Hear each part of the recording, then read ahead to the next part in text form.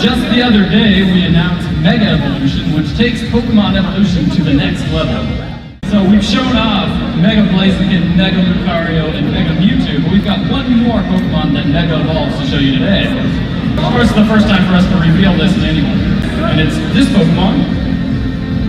So Kangaskhan here will Mega Evolve into Mega Kangaskhan. Let's take a look.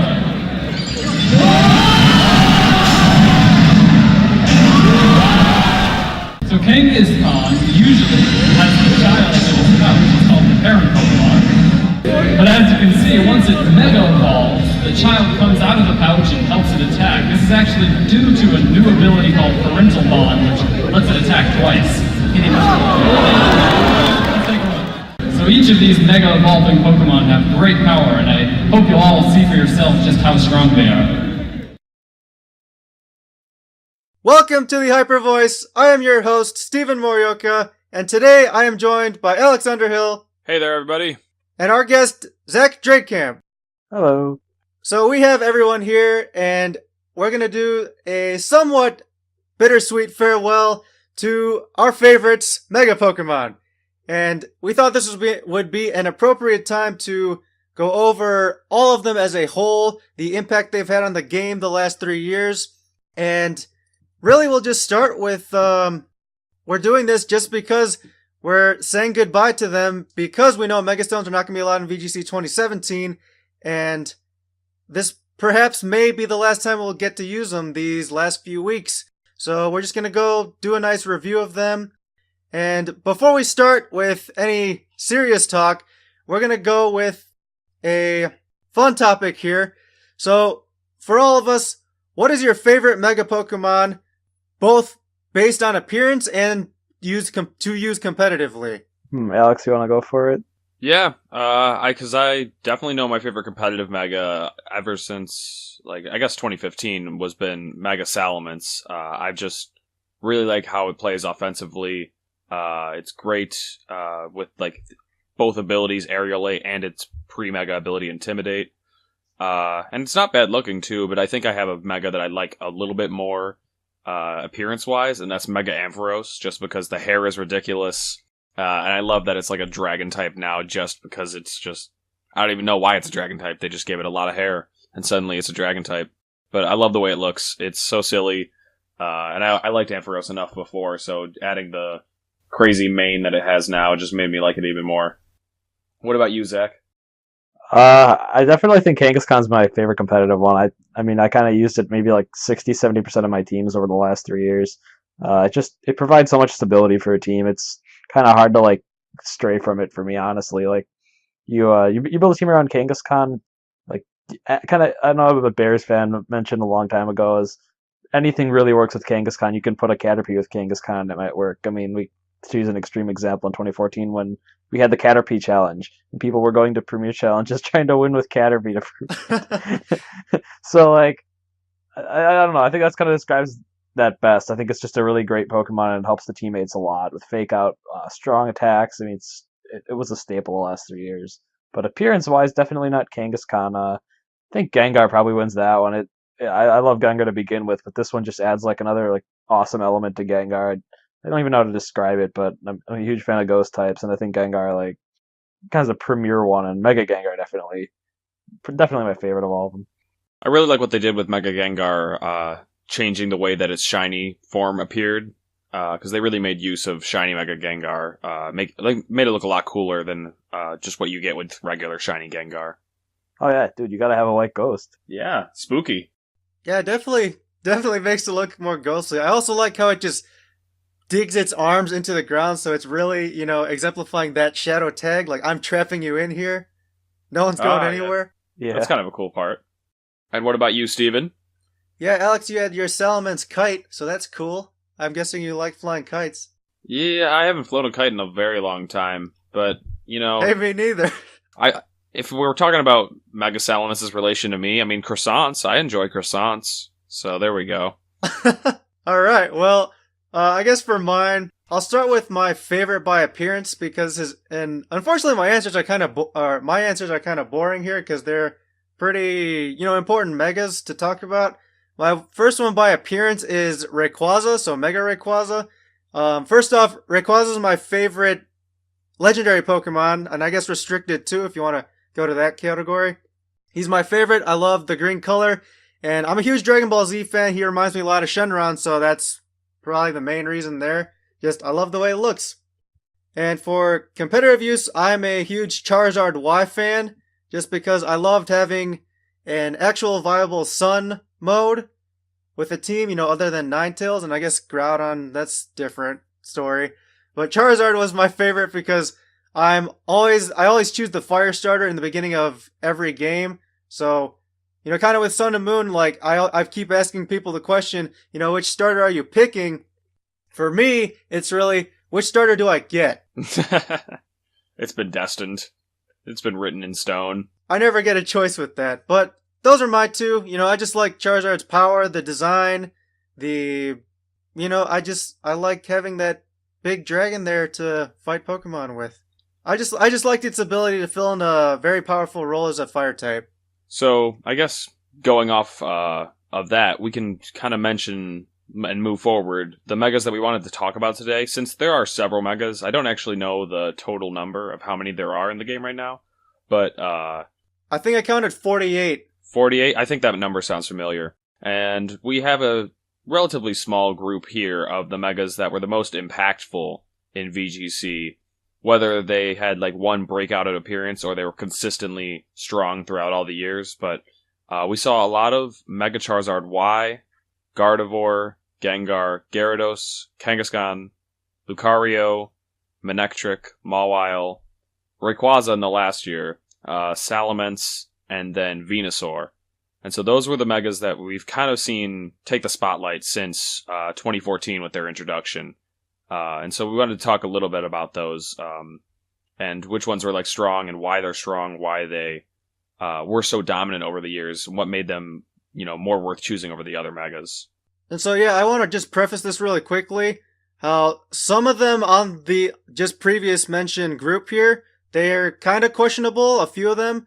So say Venusaur, as an example, Lucario, Manectric, and Gyarados. Now, Lucario, Manectric, and Gyarados all made finals at Worlds at minimum, at least once over the last 3 years. So I felt that was significant enough to put them in this group, just to mention the reasons they got that far. And, we'll go in depth into this specific group, I guess, later. First off, I want to talk about, all the other megas and ask you guys, is there anyone else who you think stands out and maybe should belong in this group of the most significant Mega Pokemon from the last 3 years? Yeah, I think maybe we could definitely consider Metagross. I know that's probably the most obvious answer here, just on the thing that's been missed. I don't think it was a really strong Pokemon in terms of it never really dominated a meta outside of maybe a month or two out of the year, but it's probably worth mentioning. Maybe also throwing Swampert, or I think we saw Tyranitar, Top Cut Nats. So a few different ones we've had that kind of come up once in a while, but I mean, for the most part, you got it down. Actually, a Blastoise too. That's another one. It had a good run in late 2014. Yeah, mostly Randy Qua, and I think Omari Travis had it at the U.S. Nationals too. Yeah. And then one that definitely did not prove to be dominant, but had one breakout performance was Mega Banette. Wolf managed to win regionals with that, even though it was kind of a questionable Mega, and I believe it was on a dual Mega team with Charizard. Yeah, that's right. That did happen. He did win the regional with that. Oh, I do remember that. And I think the Mega was actually Venusaur. Or was it Venusaur? My bad. He had that really hyper-defensive team in Florida that year. Yeah, it was the ultimate wolf. That was the ultimate wolf team. That's just the lock you down, make sure you can't do much of anything, kind of control the game that. That was Leech Seed status. Yeah, Leech Seed status, play the timer, that was the ultimate wolf team. Yeah, Scrafty on it, all kinds of Intimidate cycles. Yep. But I wanted to ask you about, you mentioned Swampert and Metagross. I didn't feel like they were that significant or really that good, to be honest, during the 2015 season. Now, I know there's a bit of bias here because you did take Mega Metagross to the finals of a regional. I actually beat you at that regional. I don't know what you're talking about. Um, but Oh no, yeah, we did play. I forgot about that. but actually, you're using Blastoise, I think, too. But I was. yeah, Yeah. so we both were using not relevant megas, but I don't know. I think it did have a really good run. Like I know I ran it there, and then I think it got like second at German nationals. Like Toby ran it there, and I had something else that went pretty I deep think with. it won But a regional in Europe. yeah, something With like that. Kelly. I think Yeah, that's the Kelly. partier. Yeah, Kelly won it regional over there. So like it had a few good runs, but it wasn't like at major tournaments it kind of dropped off. You never really saw it used. So it was good like at regionals, but I don't think that really says a whole lot about it. I think that's I don't know. It's just it was a phase. I think that's probably pretty accurate. I mean, yeah, because I did have one or two good runs at nationals, but it wasn't a staple. It was definitely a secondary mega. I think Venusaur's a pretty good comparison to it. It's just it never really had a. I mean, Venusaur did top 8 worlds, but still, it wasn't really big. It was just kind of a. It was a fair option, but it was more of a phase than anything. I definitely think that, like you said, Metagross was a phase, but it was definitely impactful in the meta at that time during that regional period after it made its breakout. Like for me, I know this was before I had accomplished anything relevant, and I was so scared of your team or the team that you and I believe Jake and other people had worked on and made. But the Metagross Hydreigon combo, like I just sat there like looking at my notes for like so long and looking through the Pokedex, like what beats both of these at the same time?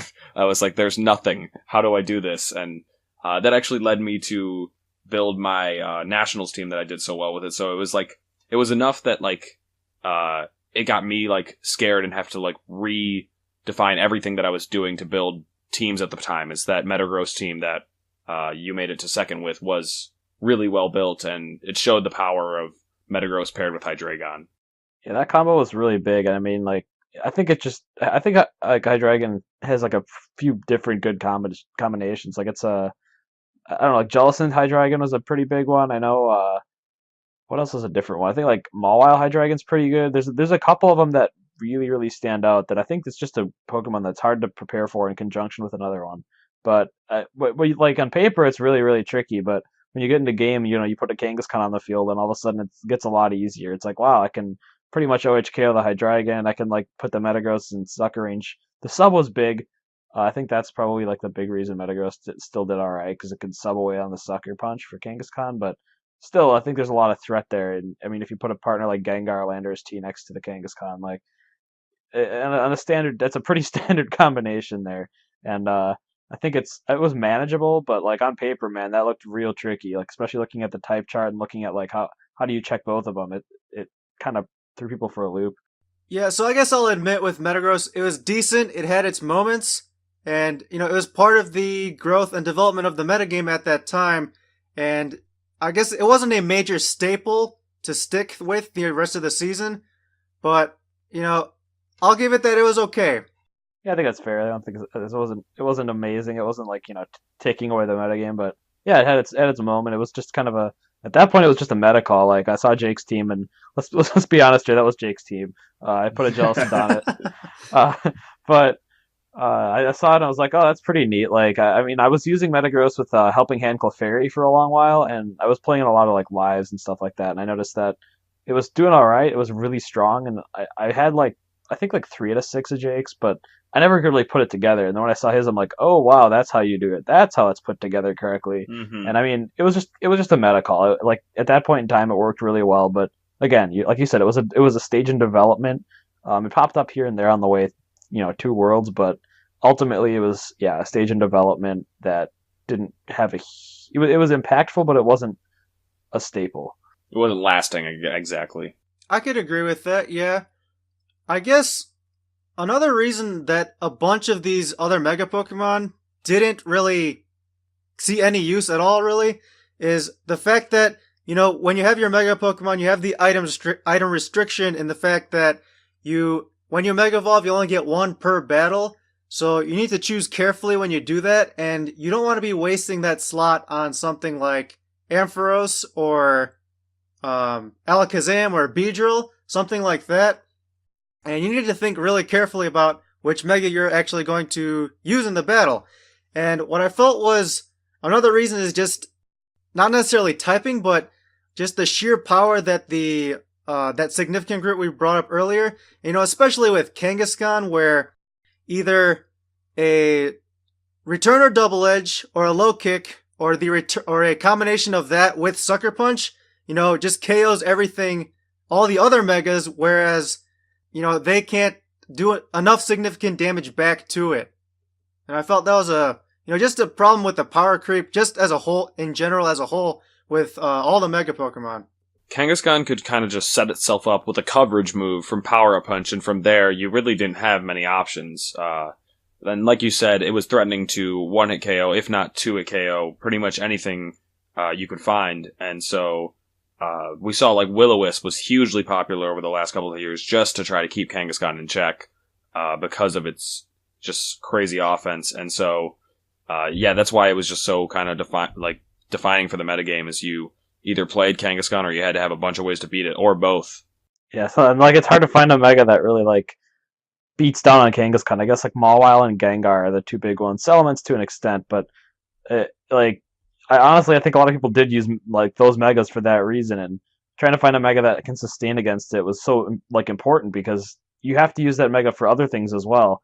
And you have partners like Landorus, you have partners like Heatran, I guess Sylveon, Amoonguss, Cresselia, stuff like that. You have to still be able to do stuff to them while being on the field versus Kangaskhan. So I think it's kind of important to be able to withstand stuff like that. Things like Gardevoir and Charizard definitely had the ability to put out enough damage against it for its partner to threaten it. So that kind of in conjunction they can pressure it off the field or put it in damage range where they can knock it out. Lucario is another good example of being able to just drop Kangaskhan in one shot. But for the most part, almost all these megas except Venusaur on this list that you have something they can do against Kangaskhan to be able to at least neutralize it, not only against the megas themselves, but against the teammates as well. I think you bring up a good point that all these megas almost seem to be kind of reactively able to deal with Kangaskhan. You had to have, if you wanted to use a Mega Pokemon that wasn't Kangaskhan, it had to have at least enough equipment in itself to fare well against Kangaskhan, do enough damage to it in return, or take hits from it. And even with Venusaur, typically it was built to survive maybe an attack or two from it, and then try to leech seed it and just stall out from there. But pretty much all of these megas were several of them have Intimidate, a lot of them have resistances to Kangaskhan's attacks, or they are, I guess in the case of Lucario, like you said, it's just trying to knock out Kangaskhan in one shot. And so, a lot of these megas seem to be reacting to Kangaskhan. If you didn't want to use it, you had to have a way to beat it. I think what's also important to, mention here is we kind of were just relatively talking about how one-on-one, the matchups aren't necessarily great for most of the megas versus Kangaskhan, but again, this all boils down to how the way you team build and the partners you put around all your Mega Pokemon. And for a lot of people building teams over the last 3 years, they would start with their Mega Pokemon as the centerpiece of their team and then start development from there, just moving forward. And Zach mentioned how Kangaskhan was really dominant, so we went back to that Chalk group.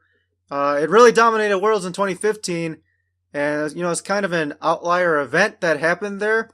Usually we don't see that much, just pure heavy standard meta coming in that strong, and it really just goes to show you how team building is really important. Like we were just talking about Venusaur, it's not going to deal with Kangaskhan alone. It needed to have the right partners with it. Oh yeah, that's the thing you had to address, especially in 2014, 2015. You have to have partners that definitely deal with threats like Kangaskhan and Charizard. Otherwise, they're dealing enough damage to OHKO maybe half your team, if not more. It was especially in the smaller formats, and I guess in 2015, it was a little easier to neutralize it because of the way the format played out. But even then, you still have to factor it in and take care of it, or else it gets a little out of control. I suppose that other than Kangaskhan, why don't we hone in on one of the other megas and talk about, the other impact it had, other than being able to deter Kangaskhan a bit? And is there any other mega you guys want to talk about here that, played an important role in, say, Worlds or some major point in the seasons? I guess we probably bring up Salamence here. It's probably the second biggest thing we've seen, especially 2015, 2016. Played a pretty big role in 2016, especially. I noticed a lot of teams started leaning on Salamence a lot more. We had I guess kind of the big six with Xerneas and Groudon, and Salamence ended up being a big part of the core. Salamence Smeargle especially was particularly threatening, and I think it was kind of interesting. I mean, you saw it doing really well in a format with Xerneas and Kyogre, which could both OHKO it. It still had the threat of Smeargle, and I mean, you didn't really see sub on it. It could OHKO a lot of things, but it was consistent. It had Tailwind, it had a spread move. It had enough options on, and it had Intimidate, so it had enough options to threaten other teams, and I think that's pretty important in 2016 and in 2015 as well. I mean, it it went deep at Worlds on a couple teams. Obviously didn't make cut outside of, I mean, nothing really did besides Kangaskhan and Gardevoir or Charizard, but it still had a really profound effect on 2015 as well. Yeah, Mega Salamence in the 2015 format, took kind of a different role, whereas in the 2015 format, ice moves were so common, and so letting Salamence take that ice move was too much of a risk, and so people kind of avoided playing with that 4 times weakness. But in the 2016 season, you could use your Salamence a bit more recklessly to kind of just get off a bit of damage, get off an Intimidate, maybe a Tailwind or something like that, and then let your restricted Pokemon kind of take the spotlight and set them up for success after Salamence had kind of done its job, and just set them up with, like I said, the Tailwind or Intimidate support. And so it wasn't exactly leading the team anymore. It was kind of just supporting these new, bigger threats with this restricted Pokemon. And we also saw the impact it had with Japan Sand when that started hitting the world by storm. Right around summertime in 2015. I think that's right. I guess what other megas would you guys want to talk about? Well, I think one that's kind of interesting, it was mostly relevant towards the end of 2014, but Mawile, suddenly people started thinking, if you really want to deal with Kangaskhan, Mawile gives it a very hard time. And so at the end of 2014, or at least right before Worlds, we saw a huge increase in Gothitelle Mawile to kind of try to trap the Kangaskhan in with Gothitelle's Shadow Tag. And then Mawile would kind of just try to make work of it while it was intimidated and unable to switch out. And so that was very popular in 2014. And that was about it for Mawile. We really didn't see much of it in 2015. And then in 2016, it kind of made a comeback. But with all the Groudon, it just didn't have so much of a easy time since Groudon had such high physical defense that even Sucker Punch, which is the only neutral move Mawile can hit it with, typically, wasn't doing enough damage, and it was just going to get OHKO'd in return. So Mawile definitely had a huge impact in 2014, especially late 2014, but after that, it kind of just faded off. Yeah, I kind of thought we might see some Mawile in conjunction with Yveltal in 2016, because that kind of blew up early in the year with Y-Part Yveltal Mawile, but it just never really came to be a thing. I mean, I don't think it was on any other team archetypes. I think actually we did see it with Aaron's team with the Dual Primal, and it did win a regional, I'm pretty sure, back in California earlier in the season. But as the season progressed, it just never really picked up. It was basically a mega check, and I guess it did pretty good damage to Kyogre. It was a pretty okay Xerneas check. It still took a ton of damage if you switched it in, but yeah, I don't know, it just never really picked up. But in 2014, it turned out to be the thing everybody reverted to at Worlds, especially. It was all over the top cut. Yeah, especially at the end of Worlds there that season, and then post Worlds too. Mawile was the big thing going on a bunch of teams after that event. No one just wanted to deal with Kangaskhan anymore. We're just gonna beat this thing down. And I guess to go in conjunction with that, speaking of the Mega Steel types that people brought to Worlds to help defeat the Mighty Queen, we have Lucario, which Jody Azzarelli piloted to second at Worlds that season. He also had a dual Mega team, which was with Charizard Y, I believe, as the other Mega on that team. And he had that certain rock, paper, scissors deal with, there's this triangle headed into Worlds. You either had Kangaskhan, Charizard, Y, and Mawile, where, Kangaskhan beats Charizard most of the time, Charizard would beat Mawile, and Mawile would beat Kangaskhan, and then Jody went with Lucario. So That was a neat choice. Yeah, it kind of served as the Mawile, right? Like it served as the purpose. It beat Kangaskhan, got beat by Charizard, but it's still like it's to an extent it was like it's an interesting choice because it outspeeds Garchomp, but it still gets OHKO'd by things that it Mawile doesn't get OHKO'd by. So yeah, it's just a more offensive choice. It was a decent pivot on his team. I think it was very much a team thing. I didn't really see much of it during the year. I think it popped up here and there, but it was just kind of an alternative to Mawile, I guess.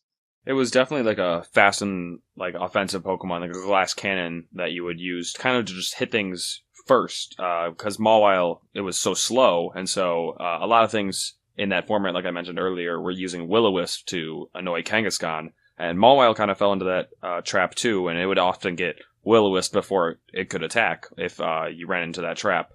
But Lucario could kind of attack before that, and if it was strong enough, it would get off at the required damage beforehand, or it would maybe even knock out the Pokemon that was trying to cripple it before. It could even have the chance to, like, Will-O-Wisp or, I guess, Thunderwave, anything else like that. Yeah, it also had the adaptability Bullet Punch to help deal with any Scarf Gardevoir, which he did play on Sajin's team in the finals. And he also had Follow Me to provide extra support in game situations. All right, so like with the Lucario, you could like bring it and not Mega Evolve and use it as a Follow Me as well, and with a little bit of offensive pressure. That was another big thing you could do with that Lucario that you can't really do with the Mawile. I mean, not Mega Evolving your Mawile is a 4-life decision. Don't encourage that very often. But I mean, bringing Charizard and Lucario is kind of interesting because you can still hit Kangaskhan really hard, and like a close combat plus Bullet Punch KOs Kangaskhan. If it doesn't attack your Lucario at all, I mean, you're in really good position versus the Kangaskhan at least. It also can follow me away from your Charizard, so you bring Charizard Lucario versus either Kangaskhan or maybe another Mega. You get Charizard protected from a single target move, and in the case of Kangaskhan, that's a big deal. Speaking of Megas that would choose not to Mega Evolve, that kind of brings us to the 2016 format with Rayquaza, and we saw Rayquaza on a lot of teams with another Mega because it was strong enough to kind of put up its own fight without Mega Evolving, and also we haven't yet mentioned it, but Rayquaza also has that special exception of being able to use whatever Mega or whatever item it wanted because it didn't need to hold a Mega Stone. And so Rayquaza definitely had a lot more flexibility to it than other Mega we saw in past years. And so I definitely think it's worth talking about right now. Yeah, Rayquaza ate its stone instead. So that was kind of funny. But when you take a look at this group, maybe with the exception of Charizard, and I don't know if we're still considering Venusaur very significant, but if you look at everyone else, so you have Gardevoir, Gengar, Gyarados, Kangaskhan, Lucario, Manectric, Mawile, Salamence, and Rayquaza, before they Mega Evolve, everyone has a really good ability that they can use in some way to support the team, or just use for themselves, and then when they Mega Evolve, they also get another pretty good one.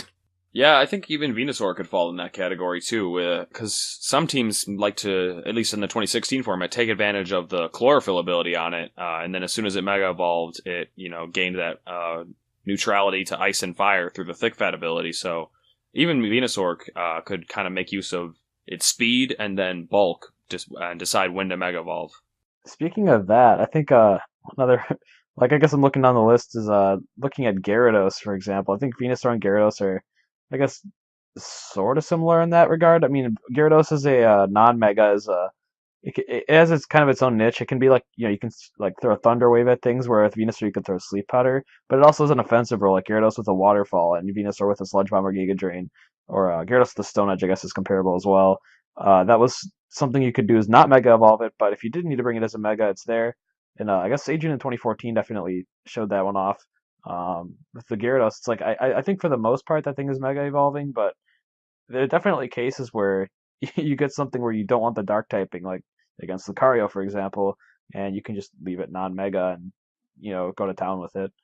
Yeah, Gyarados was one of the few Megas that we saw that changed typings. While several other ones did change typings, not many of them we saw in frequent use. And so Gyarados having that option to Mega Evolve at will, depending on the situation, was a really neat factor. Where if you wanted to get rid of that 4 times weakness to Electric, or maybe their weakness to rock, you could Mega Evolve. But if you didn't want to be weak to Fairy, or if you didn't want to be grounded, you could prevent yourself from Mega Evolving a turn or two, wait until the situation is right, and then Mega Evolve, which was a really cool aspect of Gyarados.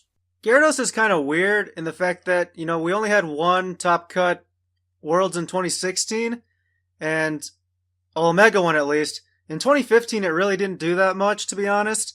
And with Sajin's Mega Gyarados winning Worlds, like we just mentioned with the typings, there were so many matches when we were watching on the TVs in Washington, D.C., where he would go ahead and Dragon Dance with Gyarados and not Mega Evolve, and then all the opposing Garchomps would go for Earthquake, assuming, he's going to Mega Evolve as Gyarados, and then he's got his Dragon Dance boost, and he didn't take any damage. So, it was one of those few Megas that still pretty significant as a Water Flying type in 2014. We had Zapdos and all the Rotom forms. Pretty popular just because of the closed Dex form there. Closed Dex format there. We didn't have Thundurus or anything like that. So, especially pairing it with Pachirisu, it was pretty significant to be able to remove that quad weakness to Electric 2 from changing to Dark type. And, just a whole plethora of options you have there with typing change, Intimidate, and being able to set up and avoid moves and damage. Yeah, it's one of those things, like, it's really, really good in theory, and then, like, to bring it to life, it's a lot more tricky than it looks, kind of like Gengar, too. It's just, to actually bring it, and to be able to do something, it took a lot. And I mean, Sajin's team was the one that highlighted it. I think another Pokemon, like I said, Gengar is a lot like that, too. It looks really great on paper. You're like, wow, I can lock this in, and I can throw Heatran on the field. Nothing can touch me, and then you put it in battle, you're like, wow, it does not work like it should. And I guess that's one thing. I guess Wolf highlighted this year is Gengar Rayquaza, like double megas. You can lock it in, and you can still have the Rayquaza do a lot with the Swords Dance. You can also just be a Gengar and do Gengar things without Mega Evolving, and the Rayquaza can Mega Evolve. Like, that type of thing was also kind of handy. Is not only was it him having, like, the option like the Gyarados had with Mega Evolving, but he had like two things that could do that. Yeah, we saw Rayquaza definitely make interesting impact with, like I mentioned earlier, that ability to, still put out damage despite not Mega Evolving and holding any item that it chose to.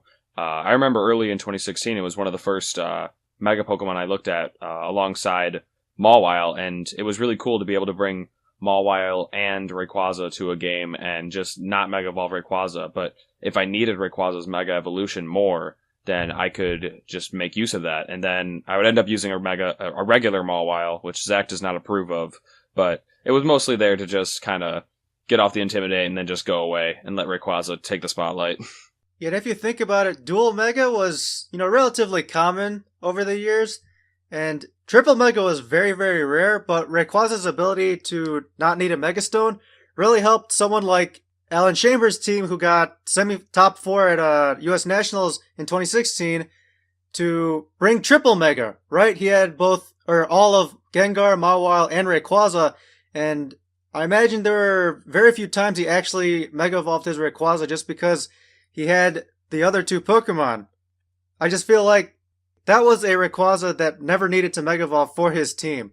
Rayquaza really opened the door for that possibility to have 3 Megas on one team. Although Rayquaza definitely has different restrictions for that, it opened that possibility. And if you did manage to lose your Pokemon on a switch in, like let's say you switched in your Mawile, expected to survive a hit and got crit, then suddenly your Rayquaza can use a bit more power, and you get to take advantage of that.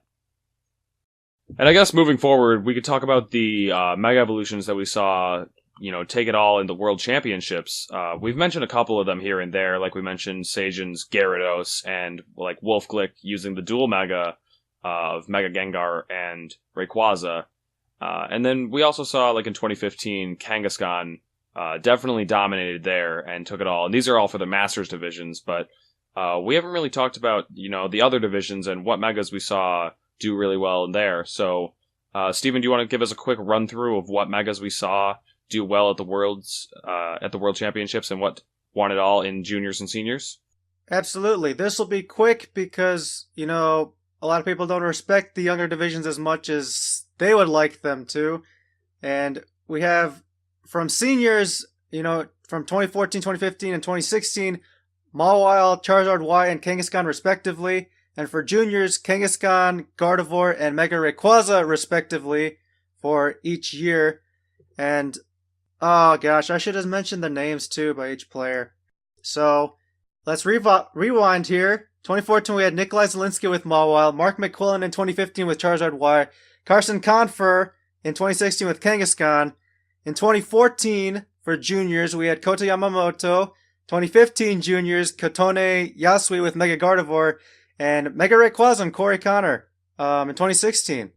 So, we probably all know the Masters ones as well. Gyarados for Sagent Park, Kangaskhan for Shomo Honami, and Wolf with Mega Gengar and Mega Rayquaza in 2016. So, looking at this group of Megas, we've talked about most of them already. What stands out to you guys here from this group that won? Well, the biggest surprise is the Mega that we did already talk about. Mega Gyarados was probably the most shocking out of all of these Megas that we've seen. It was definitely not very popular in the 2014 season, and a lot of people were using Kangaskhan, Mawile, Charizard, and then occasionally Lucario or maybe Manectric, but Gyarados was definitely not seen very often, and it was used alongside Pachirisu, which was a Pokemon that we didn't see very much throughout the rest of the season either, although it definitely had its merit.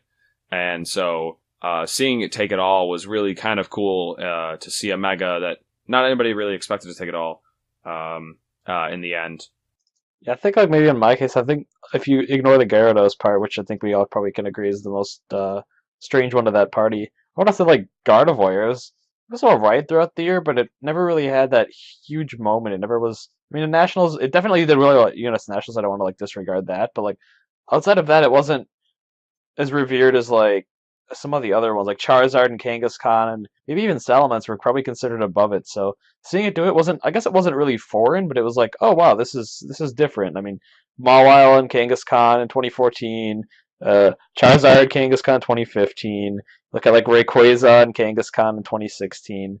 I think I look at those and compare Gardevoir to it. It's not up in that category. So to see it win, I mean, it was juniors, so take it for what it's worth. But I mean, it did Top Cut National or Top Cut in Masters with Layo, and I think it Top Cut on another team. I can't remember. I think it was a sixth place team. So it definitely made its splash, and it's kind of interesting to see on that list. I don't think it's crazy, but I think it's definitely worth mentioning.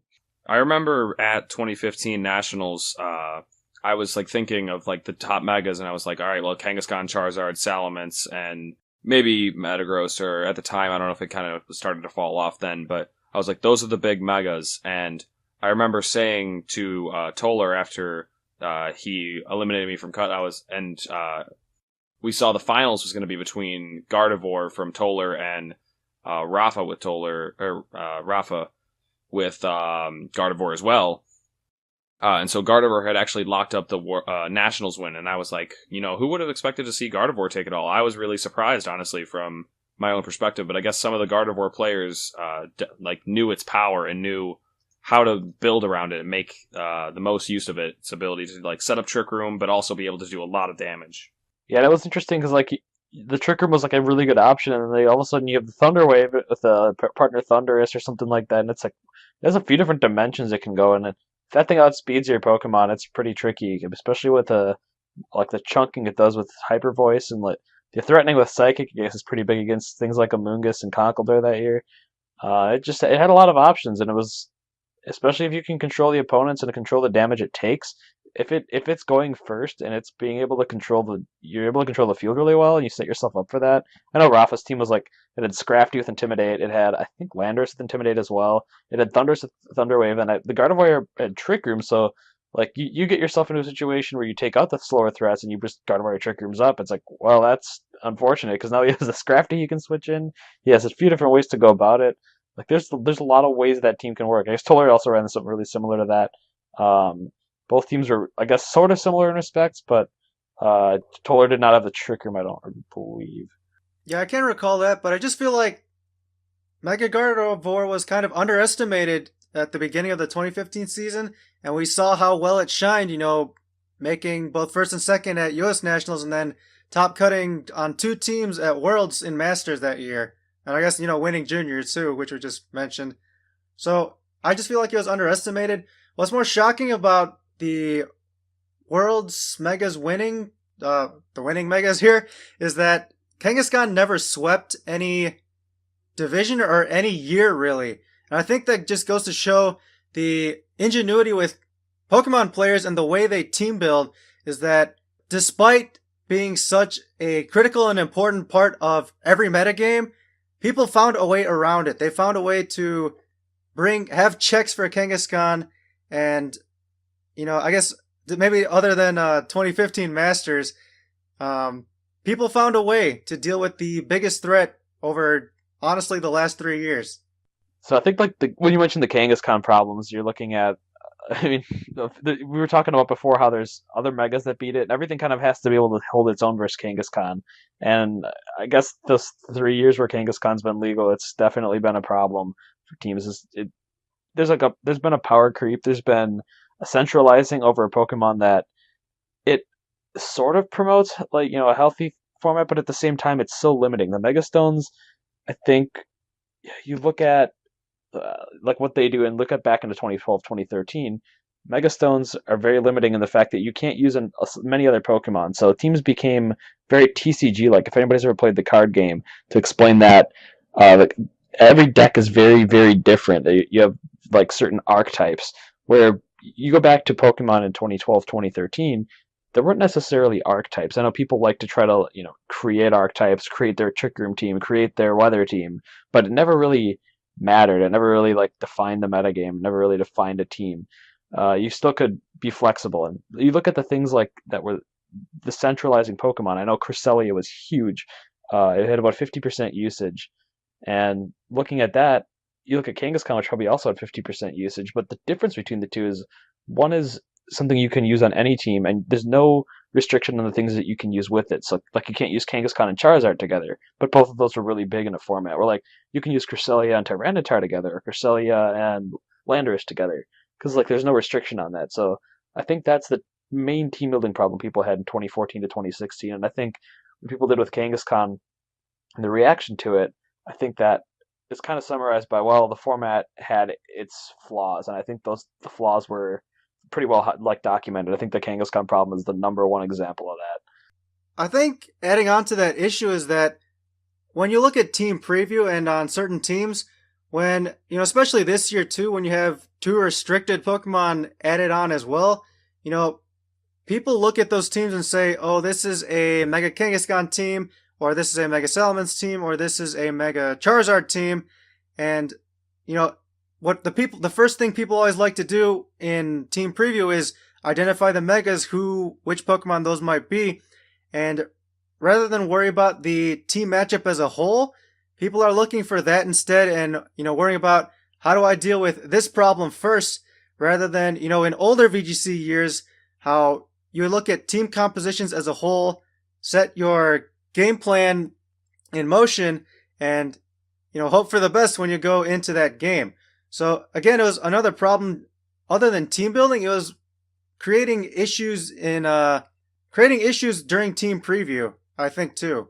Yeah, that's actually really interesting to note, because I know back in 2013 especially, it was in team preview, it was very much what can I do to check this, and what can I do to check this conjunction of Pokemon, rather than what can I do to stop their strategy. And I think in a lot of cases the Mega kind of predetermined their strategy to an extent, and you're kind of limited in what you can do. There's not especially with, for example, I think Gardevoir is one of the most flexible, because you can Trick Room with it, you can Thunder Wave with your opponent's or your teammates, but you look at the teammates, you're pretty sure what things are going to do, and for the most part, I think a good example of it being inflexible is you have Charizard with Tailwind and nothing that goes slow. So you shut down the Tailwind mode, you shut down the team, and that's why it's a quote unquote Charizard team, or a quote unquote Salamence team, for example, if they have this Tailwind option, or a Trick Room team with Mawile. You shut down the Trick Room, you shut down the Mawile. It's just it felt very cut and dry. It's my strategy versus yours, rather than me versus you. And I didn't like the lack. I think it cut out the lack of human interaction between you don't have you versus your opponent. So I remember I think it was Zog explaining it. It's just with Wolf and Ray in the finals of Worlds 2012, it's just couldn't imagine them over like a fiery lava pit and some intense battlefield, and like they're on like the seventh layer of predictions of each other, and they're like in each other's heads, and like it's all crazy. But like over the last few years, I feel like it's just been like my team versus your team rather than like me versus you. And I think the interaction part's kind of gone, especially with things like Kangaskhan and Gardevoir and Salamence, is just hit you for 60, 70, 80, 100% damage, and can't really. There's really no element in that predicting or whatever. It's just it happens. You got to like kind of deal with it, and I guess create kind of a chess game with it. Like we mentioned earlier, the Megas brought a huge power creep, and I think one thing that you're saying is with that power creep leaves less player interaction to be had. How can you deal, like, if this one Pokemon's gonna take 100% damage, but if you're gonna switch and take 80% damage, you're not really avoiding much here. How soon is your game gonna end anyway? And so it's really about who can stop each player from implementing their own strategy first. Prevent yourself from taking too much damage. And we saw a lot of that in 2016. You said a lot of it came down, or like you were mentioning, a lot of it comes down to like team matchup, and how does my team face up against yours? Do I have a good matchup versus this combination of restricteds and stuff like that? And while this isn't quite related to Megas, that's just kind of something that Megas brought throughout all the years, is how does my team archetype match up versus yours? Whereas instead you want to be looking at each individual Pokemon and, player versus player interaction.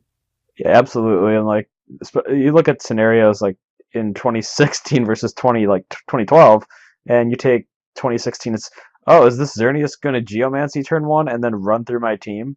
Rather than like 2012, it was more of like, is this Metagross going to Meteor Ash and knock out my Tyranitar? It wasn't or like, I guess the best equivalent is like, is my Volcarona going to Quiver Dance? But you still like Stone Edge Hitmontop, and it's not like Volcarona's going to OHKO the Hitmontop. So it's very like, I don't think there was a very good comparison for that back in 2012. There's nothing that's going to just blow up your team like Xerneas would do. It's just there's just no comparison, and I think bringing the power creep down is a big deal. Making sure that we can have, hey, is this like I brought up, is Metagross going to Meteor Mash Tyranitar? But if he does, are they going to switch into Heatran? Then does that mean I should switch Metagross into Rotom? And if you do switch Metagross into Rotom, is that a bad thing? Like, it's going to keep Metagross in, like, or if like is Metagross can kind of deal with Rotom, especially if it has a Lumberry. Like, you have options, and there's so many different things that go into it. It's like, hey, what's my opponent more likely to do? And then it just kind of there's a lot more thinking to it rather than like, Xerneas Geomancies, this happens. Xerneas doesn't Geomancy, this happens. It's not like 2 moves or 3 moves. There's like a wide array of moves, and it takes a lot more skill to like find the right the game tree to figure out how to win that game. I mean, there's so many more options at your disposal, and I think the more options, the better off you are in that situation.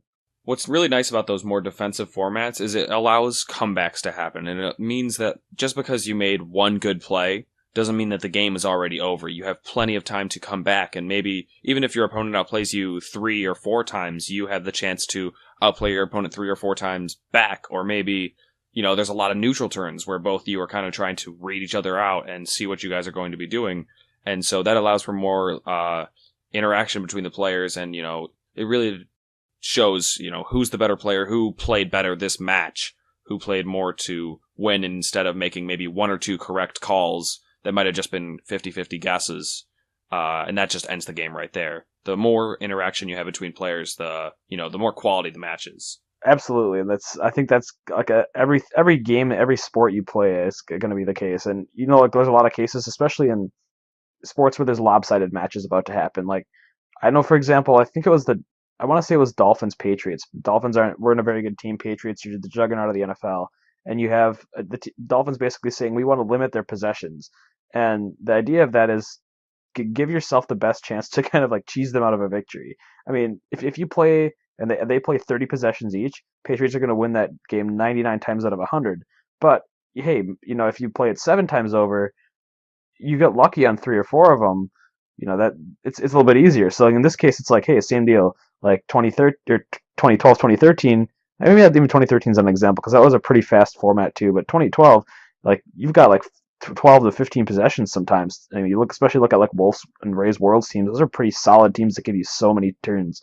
And like, the better player is going to win if you give more turns and more opportunities, and without having the game get carried away too quickly, yeah, the better player is going to win more often when you have a longer, more drawn out game and more opportunities. Where 2016, you get that boost, you get that trick room up with your Groudon in position. Like, just there's some things you can't stop, and I think it just kind of limited the options. And then you probably saw a few times where it was like, wow, like they just made 2 plays and the game's over. So it's just like you said, I completely agree with you. It's the more opportunities they have, and the more opportunities during the game that they have, the more quality the game's going to be. Now, while I agree with you guys there, that, just with all that, the defensive talk, with the more turns you get to play, the better player will usually come out on top. Now, I agree, I think it's pretty universal that the last 3 years of VGC have arguably been very offensive just compared to the earlier years. And, with the megas and just some of the power of the new moves, and especially this last season with all the restricted Pokemon, that's true to an extent. But I still think we saw some really good Pokemon played in a bunch of the sets over the last 3 years. Especially you look at the 2015 World's Top Cut, all those streamed matches between the Japanese players, and then you also had Laios Voltersdorf in there. Those were some really good sets of Pokemon played, and it just goes to show you that, well, at least in my opinion, you can still have really offensive formats, have really good Pokemon played, and there will still have situations where you're seeing really good defensive games played. Especially look at Wolf's team this year. He had all those matches go to the timer, but it lets him get that opportunity to get more, I guess realistically less turns, but it gave him a better opportunity to win that way. Just like the same way playing a longer game for the better player will usually get them a win for the result. Yeah, I think you could definitely still have these competitive games in a shorter, more offensive format. I think what we're mostly referring to probably is, what's more recent to us. The 2016 format probably has some of the shortest games we've seen in a long time. Sometimes you have games end in maybe 6 to 8 turns, which is a lot shorter than what we've seen in the past couple years. In 2015, your games would go maybe 10 to 12 or maybe longer than that. Although then you start to reach the timer. But, games ending in 6 turns, while that's plenty of interaction, and that's a fair number, at the very least, 12 moves, I guess. It's still just faster than we would like to see, because like we were saying, we want to see more player interaction. That way the better player comes out on top. Yeah, absolutely. And I know, Steven, you've always preached, defense wins championships, and I think what you're talking about with Wolf is he definitely I don't know if it was on purpose or not, but subsequently his team made the games last a little bit longer, and whether it gives him more time to think things through, whether it gives him more opportunities to see things, gives him more turns over the opponent. If he's the better player, he's going to come out on top. Things like that. If you play defensively, that's usually what's going to happen. Is you're going to give yourself more time, and you're going to give yourself more opportunities, and subsequently give the opposing person more opportunities. And really, it comes down to, you're going to play better if you play defensively, or you're going if you are a better player, you're going to win more if you play defensively. That's probably the best way to put it. So in a format like this, I think it can happen. I think we get some quality games. Like you said, the top 8 at Worlds in 2015. People give it a lot of garbage because they think it's not diverse, but those were some really good games we saw played, especially the finals. I know those are really close. One came down, I think a flinch or a Thunderwave pair or something like that. So it was reasonably close, and the RNG decided the game, which means the players are pretty well. They were competing pretty well, and it wasn't blowouts. It was very close. So sure, we can have there definitely can be competitive games, but the level to which you're able to do that and how often you're able to do it, it definitely decreases in the more offensive format. Yeah, and I suppose with the transition to Sun and Moon, we're going to have, essentially for VGC, with regards to that at least, you're having your Z Crystals replacing Mega Stones, essentially, and I don't see these Z Crystals being as nearly as bad a factor as Mega Stones were, because Mega Stones, once you Mega Evolve, it's permanent. You keep whatever you just transformed into. With your Z move, you're pretty much just losing all that. Once you use it, you get a one-time use. If you whiff it, well, at least so far as we know, you're not going to have that opportunity to use it again in the same battle. So I think a lot of people are concerned about that, and we're going to have a lot of really good and really fun Pokemon coming up pretty soon. Yeah, like the Z crystals remind me a little bit of gems, honestly, and I don't think gems were ever really that like they were tricky because you had Latios dropping a Dragon Gem Draco Meteor, but it happened once, right? Like it happened and it was over. So some of the things are concerning, like you have like the Eevee-omancy or whatever they're calling it, where Eevee like basically does the Geomancy thing. But like, dude, it's Eevee. Like you'd have to do some crazy gimmicky stuff to be able to pull that off, and I think there's a few things that might get concerning, but for the most part, if they are just one-offs, they're basically gems, I think, and like the Pokemon that can use them are pretty limiting. So I think it's like it might have some bad ramifications, but like I kind of agree with you. It's like it doesn't seem quite as bad as Megas.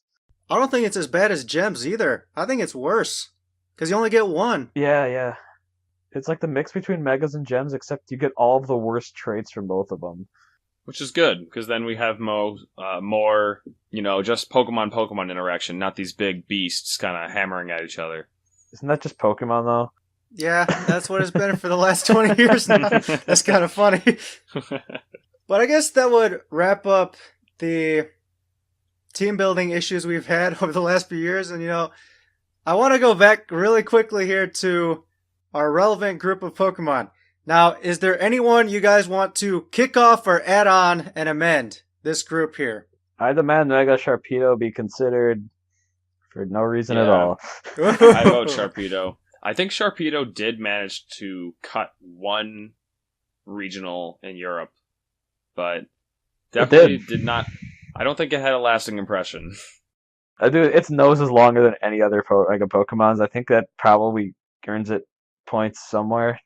Earlier I was worried that this episode would devolve into me arguing with Zach over pronunciations as soon as we started discussing Hydreigon, and then he replied with Hydreigon, whatever he said. It is actually Hydreigon. That is the correct pronunciation of it. And then he mentioned Jellicent, and I was so happy that he said Jellicent, not, what is it, Jellicent? Jellicent. Jellicent. Shout out Chicago area. Yeah. I remember early in the 2016 format, Zach had released a commentary video on how to pronounce all these new moves in Pokemon and stuff like that, and it was very helpful for newer players, I can say that. It was very helpful for small talk at Premier Challenges. I remember he was pronouncing like Ho-Oh as who, and then Peachy Blades, stuff like that. Don't forget the Icky Wind. Icky Wind? What is that? Icy Wind. Icy Wind. Icky Wine. All right. But I guess back to the megas. I guess one mega that I kind of thought was relatively interesting to talk about. Well, it didn't have a huge impression. Was Mega Abomasnow. Early in the season, we saw Paul Chua, kind of all over Battle Spot with this team, and I don't remember if he had any other results besides Premier Challenges where he did very well with it. But his Mega Abomasnow team was one that he managed to do really well with, and he was just very consistent with. I guess that's actually a pretty good point. I mean, Mega Abomasnow is like one of those megas we were discussing. It can be used without a Mega Stone, and I guess it makes kind of sense. It was pretty good in Trick Room. It had a decent typing, like it showed off Amoonguss really well. But yeah, I guess that's pretty fair. I mean, it's kind of interesting. It didn't see more usage, given that it did win Weather Wars, and it did be like Landorus. It did okay versus Kangaskhan. Well, mentioning what you said about its typing, while it did have great offensive typing and good typing to kind of annoy Amoonguss, it did have a plethora of weaknesses, because Grass is not the greatest offensive typing, having 5 weaknesses, and then Ice, you never want to be an Ice type. Ice typing just always subtracts from what you want. Offensively it's good, but defensively you're not gaining anything. You're gaining weakness to fire. Ice only resists itself, which means Abomasnow is no longer weak to Ice, but good job, it's also an Abomasnow. Ice type. He did it, Abomasnow. There we go. Mega Venusaur was on our relevant group list. I kind of included it because it had an important role on the dual Mega with Sun teams, early 2014. And, we saw it Top Cut Worlds in 2014 as well with Masters. It barely just missed in 2015, coming in 9th on the Mexican players team. I don't remember his name, sorry. And we even saw with in Nationals this year in the U.S., we had Mega Venusaur make an impact there, making top cut there with Gary's team, I think. And don't forget it was, I believe, Gary's team. And then in 2015, we also had Matt Swanson, who was on the show earlier. He made it into the top cut at Madison Regionals with his Pledge team. And I know Zach is a great big fan of pledges. I know he definitely wants to see more of them in VGC. But the pledges, he had the I don't think it was a dual mega option actually, but was it a dual mega? I don't remember, but he had Venusaur and Charizard at the Madison Regionals.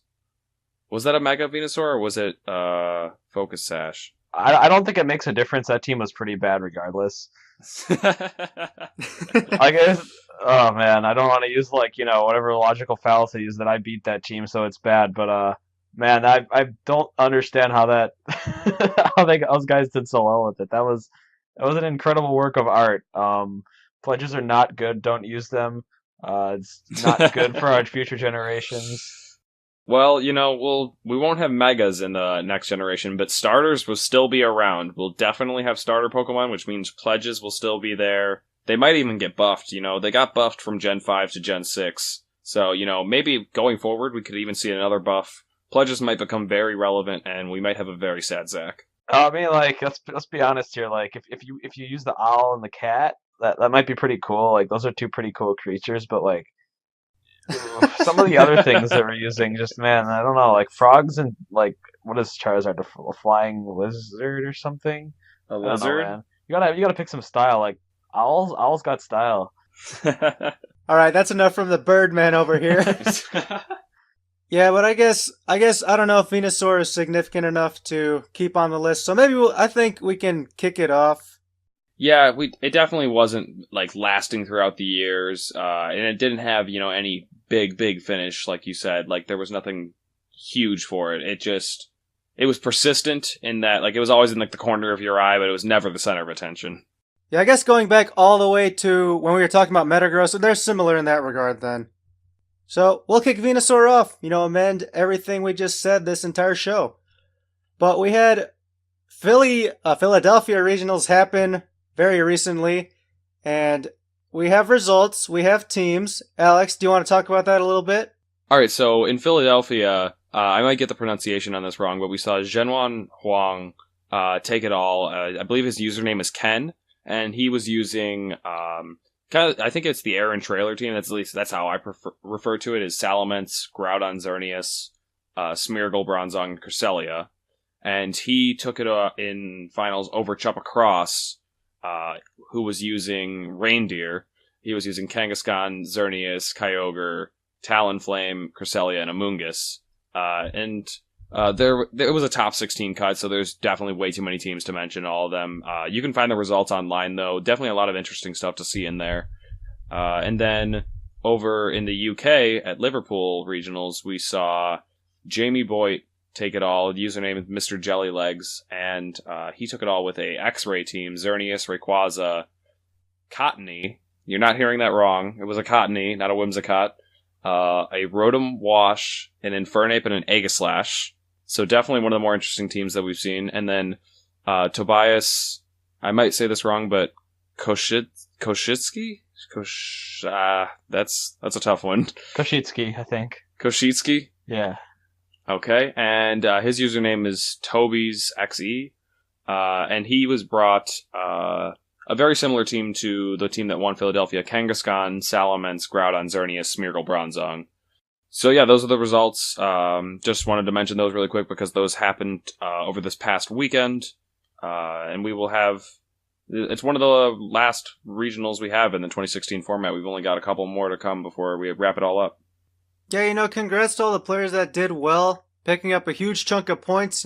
Obviously will be very significant in the months coming for who knows what, especially for Worlds qualification. We know that much at least.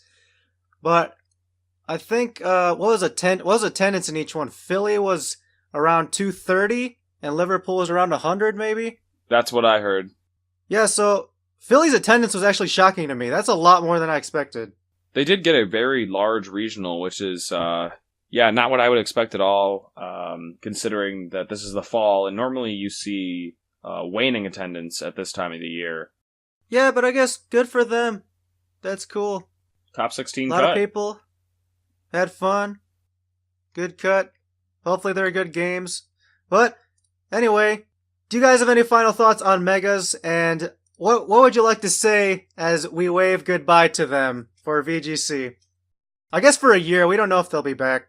One thing that I wanted to mention before we do wrap it up is I have a bit of a different perspective than you two going forward because I have not played in a VGC format without Megas. And while you guys have that bit of experience of team building without a main centerpiece to it, I will have to kind of relearn things myself. So it's going to be very different for me going forward into the Sun and Moon. I guess I'm excited to see it again. Like back, without Megas, I really enjoyed the formats without them. I haven't really enjoyed the formats with them, so I guess, it gives me hope for the next few years, especially if we don't have them anymore. I think seeing Power Up Punch potentially get 4 hits with the Rangaroo or whatever it is, different things. There have been some ridiculous things that could happen. I think they're just not going to be a part of our format. I think it's a smart move. And maybe it'll turn out pretty well. Maybe it won't. There could be other things that come up that we don't see. We obviously don't have much more than what was leaked today and other things that were leaked. So, but I mean, it looks good. It looks like it's going to end up being a pretty interesting format. Something that goes back to what I guess a lot of people would say is a more stable format and less centered around some things that just drive up an insane power creep. Yeah, I'm just gonna say goodbye to the Megas. We'll miss your animations. Those were fun, at least. No, we will. I mean, we're gonna have way better animations. The dances for the Z moves that trumps Megas 1,000 times over. Okay, fine. I'll give you that. Like Zach, that Tapu Koko one where they slam down the fist. Yeah. You're gonna see everyone doing that at tournaments, and basically every Z move. People are gonna be dancing at their tables. It's gonna be funny. Dancing used to be a thing of lack of sportsmanship, but now it's just gonna be a thing. Yep, just gonna be part of competitive Pokemon. So, goodbye to the Mega Pokemon. This may be your last few weeks to play, so enjoy it out there. We hope you guys enjoyed our discussion about Megas over the last 3 years. If you have any comments or questions, you guys can obviously send us feedback about that. Again, we are on iTunes. You can search for the Hypervoice on there to find us. We also have the email, which you can send your comments or questions or concerns, maybe, to our email at vgchypervoice@gmail.com. And lastly, we're all on Twitter. Zach, where can people follow you? At Bravarius. BRAVERIUS. Perfect. Alex, what about you? People can follow me at Lexicon VGC. Excellent. And you guys can follow me at Super Morioka. That will do it for our show. Thank you so much to Zach for being on. We really appreciate him spending some time to be here with us. We know you passed up some, premium seats at a football game. So thank you. Hey, this was free, and I enjoyed talking with you guys. It didn't cost me $160, and I like talking Pokemon with you. So, I mean, I don't want to make it sound like it was some sort of oh man, I turned down such a great offer. I don't like spending that kind of money. Also, I made a commitment, and hey, this was fun. I enjoyed it. Thanks guys for hosting me. I really appreciate it. It was a whole lot of fun having you on, and I'm sure we could talk about Pokemon all day long, but unfortunately we do have to wrap it up eventually. Yep, so thanks again. We'll see you guys next time for more Hypervoice.